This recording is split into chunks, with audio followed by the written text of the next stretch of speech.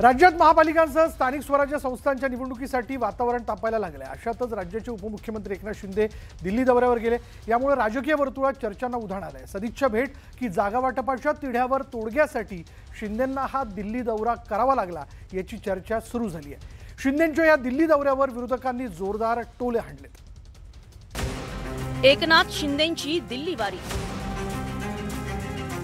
राजकीय वर्तुळात चर्चांना उधाण,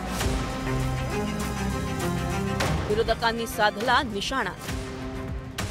राज्यात स्थानिक स्वराज्य संस्थेच्या निवडणुकीचे पडघम बाजू लागले। प्रत्येक पक्षाकडून आपापल्या ताकदीची चाचपणी केली जाते। अशातच राज्याचे उपमुख्यमंत्री एकनाथ शिंदे यांनी शुक्रवारी मध्यरात्री तातडीनं दिल्ली गाठली। दिल्ली दौऱ्यात असलेल्या एकनाथ शिंदेंनी पंतप्रधान नरेंद्र मोदी यांची भेट घेतली। पंतप्रधान मोदी आणि एकनाथ शिंदेंमध्ये जवळपास अर्धा तास चर्चा झाली।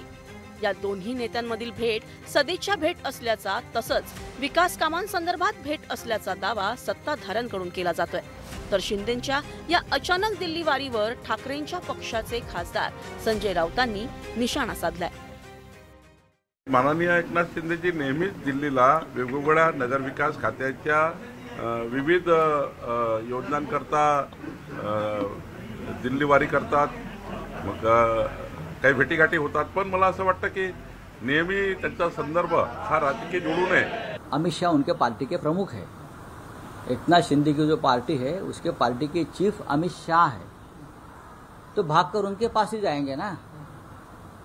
नाम की शिवसेना है, जो शिवसेना उनको अमित शाह ने बना कर दी है और बॉस दिल्ली में बैठे हैं उनके। अमित शाह बॉस है उनके, तो बॉस के चरणों में गए होंगे।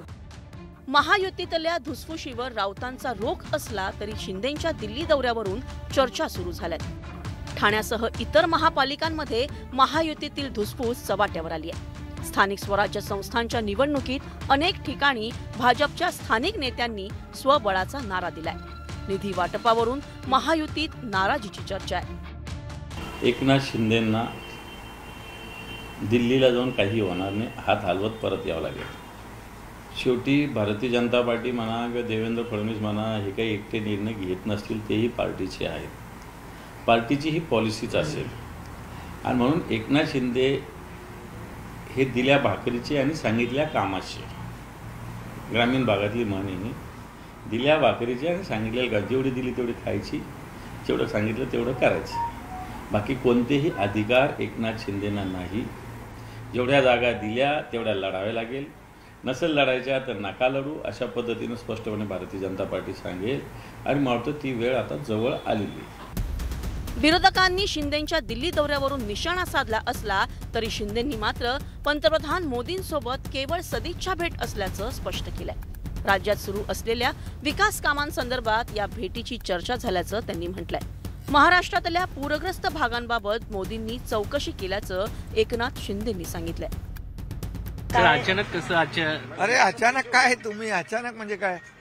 प्रधानमंत्री महोदयांना भेटणं काय, दिवाळीच्या शुभेच्छा द्यायला मी त्यांना भेटलो आणि दिवाळीमध्ये पण देखील ते बिहार इलेक्शनमध्ये निवडणुकीमध्ये व्यस्त त्यांचे दौरे होते आणि त्यामुळे मला आज त्यांनी वेळ दिली होती आणि मी त्यांना दिवाळीनिमित्त शुभेच्छाही दिल्या आणि ही सदिच्छा भेट होती।